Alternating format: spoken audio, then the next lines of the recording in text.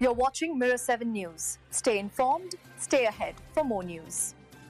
The New York Times is once again making waves, not for its headlines, but for its business moves. The company has been steadily reinventing itself in the digital era, and investors are now paying close attention to what that means for its stock value. Over the past few years, the Times has made significant strides toward building a strong digital ecosystem, expanding far beyond traditional journalism. Recently, the company unveiled a series of strategic initiatives aimed at deepening its digital footprint. This includes boosting subscriptions, growing its podcast and audio platforms, and exploring partnerships that could bring its journalism to even wider audiences. These efforts are part of a larger transformation that has already been reflected in the company's stock performance. Over the last month, shares have climbed about 2.4%, and in the past 90 days, the gain has reached around 6%. But when we zoom out to a 3-year period, the total shareholder return has risen by more than 78%. That's a solid reflection of how well the company's digital-first approach has worked so far. However,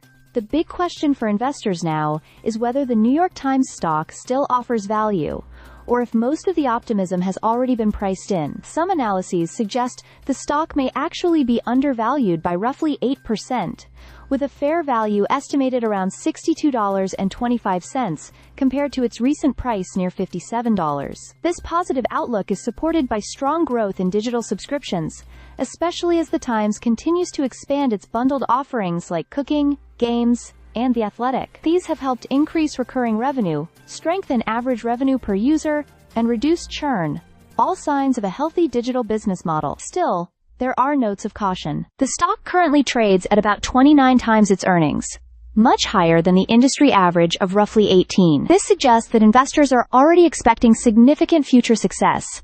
If growth slows, that premium could quickly become a liability. Moreover, as the digital landscape evolves with AI-driven search and increasing competition for online audiences, sustaining subscriber growth could become more challenging. Despite those risks, the broader picture remains encouraging. Over the past 3 years, earnings per share have grown around 20% annually, closely matching the share price appreciation, an indication that market confidence is based on real performance, not just hype. Total shareholder return, including dividends, has also been impressive at about 74%. So while the New York Times may not be the flashiest name in the media world anymore, it has proven to be one of the most adaptable. Its push into digital storytelling, audio, and direct consumer engagement shows a company not just surviving disruption, but actively shaping its own future. Whether the stock is truly undervalued or priced for perfection may depend on how well it can keep evolving in a rapidly changing media landscape.